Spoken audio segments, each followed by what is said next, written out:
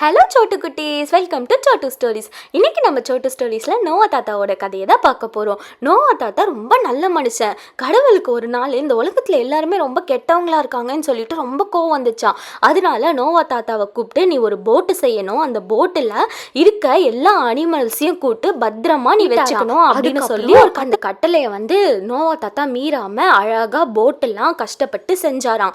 எல்லா போட்டும் செஞ்சு எல்லா அனிமல்ஸையும் ஒரு பாய் ஒரு கேர்ள்னு சொல்லி டாகு, ஜிராஃபி, அப்புறம் கேட்டு எல்லாம் இருக்க அனிமல்ஸையும் அந்த போட்டுக்குள்ளே பத்திரமா கூட்டிகிட்டு போயிட்டாராம்.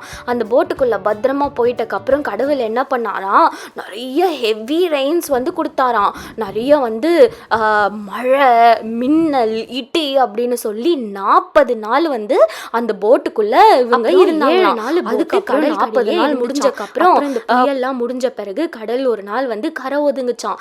அங்கே வந்து நோவா தாத்தா ஒரு புறாவை வந்து வெளியே விட்டு என்ன ஆச்சுன்னு பார்த்தாராம். புறா வந்து அழகாக ஒரு 2 இலையை எடுத்து வந்துச்சான். நோவா தாத்தாக்கு ரொம்ப சந்தோஷமாயிடுச்சான். அப்புறம் எல்லாரையும் வெளியே விட்டு கடவுளுக்கு வந்து நன்றி சொன்னாராம். ரொம்ப தேங்க்யூ அப்படின்னு சொன்னாராம். அதுக்கப்புறம் கடவுள் வந்து வா, இந்த உலகம் அழகாக இருக்குது அப்படின்னு சொல்லி, இனிமேல் இந்த உலகத்தை இந்த மாதிரி பண்ண மாட்டேன்னு சொல்லி அழகாக ஒரு பெரிய ரெயின்போ காமிச்சு ஒரு ஹாப்பி சிம்பிள் காமிச்சாராம். அதுக்கப்புறம் நோவா தாத்தா வந்து ரொம்ப சந்தோஷமாக இருந்தாங்களாம். அதுக்கப்புறம்